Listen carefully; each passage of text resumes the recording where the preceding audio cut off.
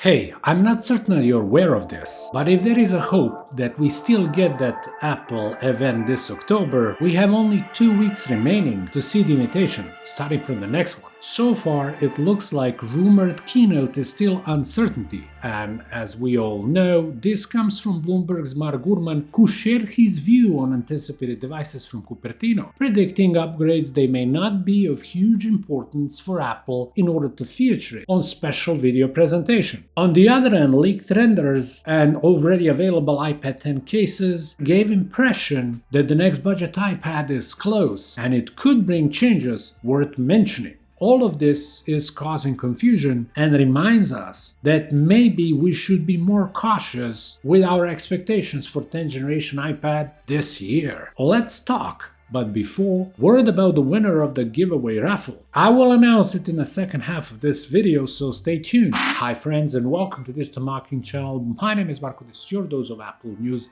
leaked information, tech rumors and reviews. Make sure you subscribe, leave a comment below, hit the like button and don't forget to enable all notifications so you don't miss the next video.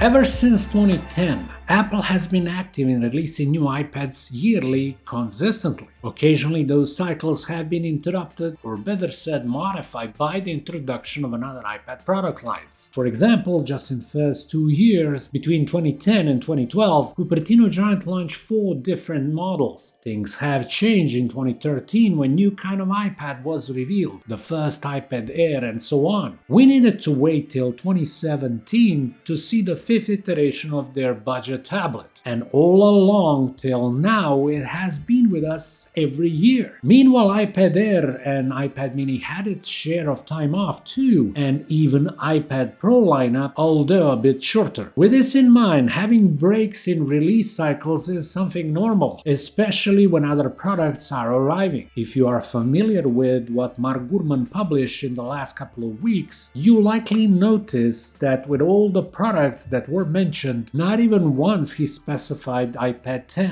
Back in September, he was clear from the start there will be iPhones, AirPods Pro 2 and new watches. And that's it. Right now he's doing the same, suggesting that October will be the month of some new Macs and professional iPads. Statistically speaking, Mark Gurman is quite accurate with his predictions, especially since his sources appear reliable as they seem deeply within the industry. There is one more thing. He did talk about the new budget iPad and how design may remain similar but with USB-C. Yet there was a huge power outrage in China which may have caused a delay. All of this can lead to worst possible scenario for this year entry-level iPad, not getting it in 2022. While this can happen, there are more than enough reasons not to consider this possibility at all. Statistically speaking, the budget iPad has always been the driving force behind Cupertino tablet market. As most popular iPad, it generates more revenue for Apple than any other device of this category, competing products included. Even if sales of tablets have dropped, the base iPad is still high on the list, and not introducing new model can cause not so welcome hole in Apple's income. All the way from 2017, this iPad has been targeting budget-sensitive audience, which was one of the reasons of its success. With $329 price tag, it became a device to go for anyone who would like to try to taste the well-known ecosystem without the need to spend a tons of cash. All of this goes into the reason why Apple needs this device at least once a year, even if it's not changed a lot.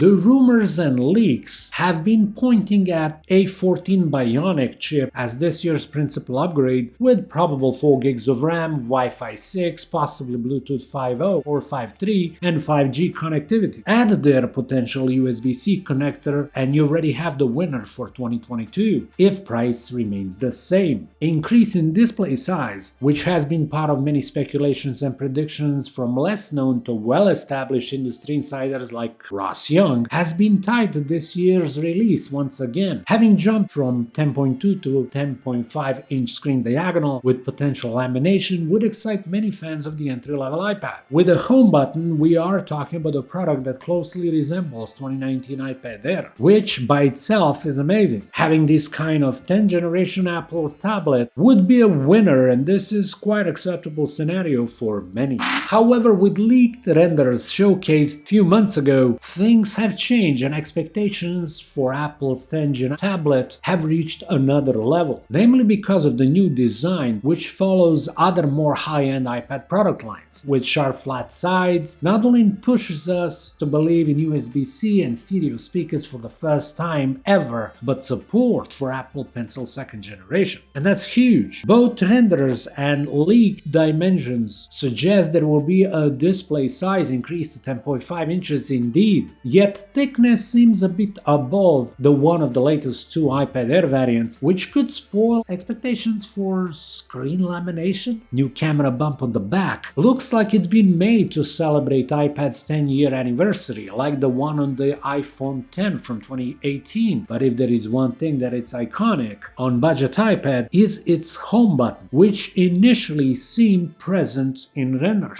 Yet, Meko Takara website surprised everyone with article revealing more radical change with edge-to-edge display, home button removed. While this can cause some concerns and doubts, considering it could challenge the existing iPad Air, it still wouldn't mean it's impossible. The Air, as I've described before, comes with the M1 chip, far superior in the long run. And not to mention if iPad 10 remains without laminated display. Leaked cases from well-known manufacturers that made me share some words before all feature edge-to-edge design, and as it appears no sign of a home button either. While iPads used for promotion of these accessories have namely been Air models, because 10th generation is still not available on the market. If this scenario turns out to be real, and it's quite possible it will be, having price increase wouldn't come as a surprise at all.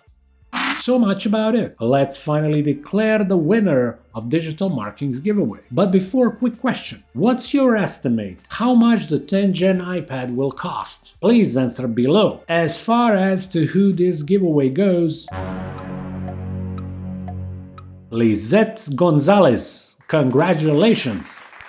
Lizette, on this channel's page, section about, you'll find an email. Please send me your contact information and address, obviously. Thanks again everyone for participating, better luck next time. There will be. I hope you had fun watching this video, and if you did, make sure you subscribe, hit the thumbs up and turn on notifications. Thank you so much for watching Digital Marking channel. My name is Marko, talk to you soon, have an excellent day. Bye.